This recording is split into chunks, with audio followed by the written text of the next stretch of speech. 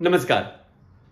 श्रावण महिना म्हटल्यानंतर मी जसं म्हटलं उपवासाची आणि सणावारांची रेलचेल असते.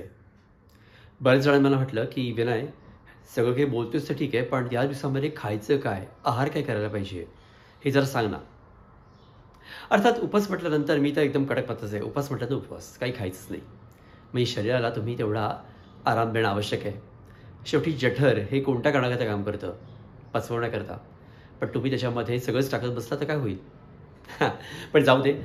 ती एक वेगळी भाषा आहे किंवा वेगळा विषय आहे. श्रावणात म्हणजे तुम्ही काय खाणं आवश्यक आहे याचा विचार केला तर मी 5-6 कॅटेगरीचं आहार सांगेन तुम्हाला. पहिलं म्हणजे फळं. त्या सीझनमधली असलेली महत्त्वाची जी फळं आहेत ती खायचा प्रयत्न करावा, जर तुम्ही उपवास करत असाल तर. आणि किंवा अदरवाईज असो. म्हणजे केळी आहेत, संत्री, मोसंबी, द्राक्ष, टरबूजं, खरबूजं ह्या सीझनला येतात. चिबूड, त्याचं तुम्ही सेवन करावं. त्याचा खूप फायदा होईल.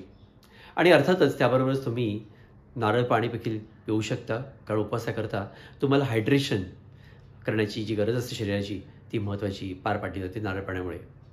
लिंबू पाणी, नारळ पाणी, कोकम सरबत हे तुम्ही वरचेवर प्यावं. अर्थात दूध आणि दुग्धजन्य असे पदार्थ म्हणजे लोणी, पनीर, दही, ताक हे घ्यावंच घ्यावं, कारण त्याचा फायदा होईल तुम्हाला प्रथिनं आणि कॅल्शियम मिळवण्याकरता. कंदमुळे, रताळे, सुरण या दिवसामध्ये पुष्कळ प्रमाणात येतात. त्याचा आस्वाद घ्या, पोटही भरतं आणि प्रोटीन्सही मिळतात.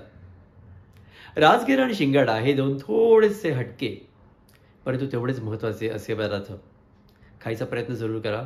राजगिरीच्या लाह्या, शिंगाड्याच्या वड्या हे तुम्हाला निश्चित आवडेल.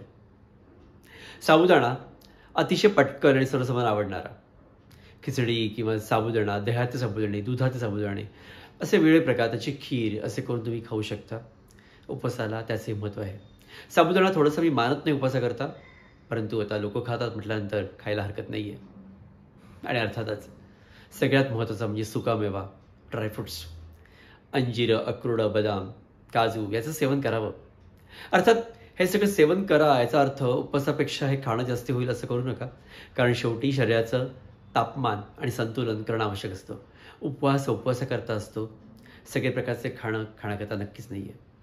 आता श्रावणामध्ये काय खाऊ नये हे मात्र नक्की. मांसाहार करू नका, मासे खाऊ नका.